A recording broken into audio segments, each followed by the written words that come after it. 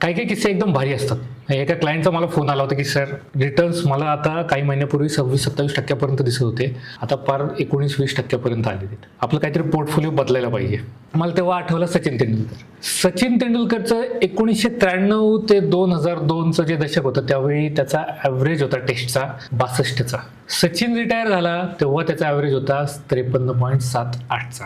आता 53.78 हा अजूनही वन ऑफ द बेस्ट असा टेस्ट ॲव्हरेज आहे. पण त्या ॲव्हरेजची कंपॅरिझन कोणासोबत होते तर सचिनच्या बेस्ट व्हर्जन सोबत, म्हणजे 62 सोबत.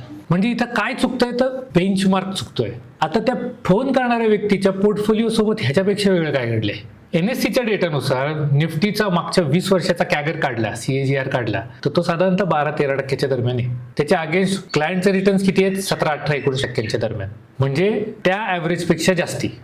थोडक्यात इथं काय की जो 24-25-26% जो रिटर्न्स त्यांनी पाहिलेला आहे त्याचं कंपॅरिझन कोणासोबत करावं लागेल तर सचिनचं जे बेस्ट डेकेड होतं 1993 ते 2002 त्याच्यासोबत. तर तो एक नॉर्म असू शकतो का, तो ऑब्व्हियसली नाही, ते एक एक्सेप्शन होतं.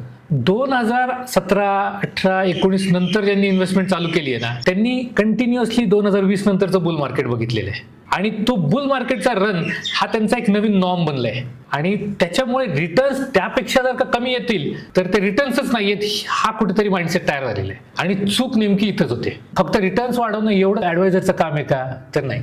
आपण रिटर्नसाठीचा बेंचमार्क कुठला सेट केलेला आहे ह्याचा रियालिटी चेक करून देणं हे सुद्धा ॲडवायझरचंच काम आहे. म्हणून ज्या पद्धतीने सचिनचा 53चा ॲव्हरेज हा वाईट नव्हता, हा वन ऑफ द ग्रेट ॲव्हरेजेस होता, त्याच पद्धतीने 14-15-16% रिटर्न्स आपल्याला जर का मार्केट देत असेल तर तेही वन ऑफ द ग्रेट आहे. 15%चा रिटर्न्स हा काही प्रॉब्लेम नाहीये, 22%चा बेंचमार्क हा ऍक्च्युअली इश्यू आहे.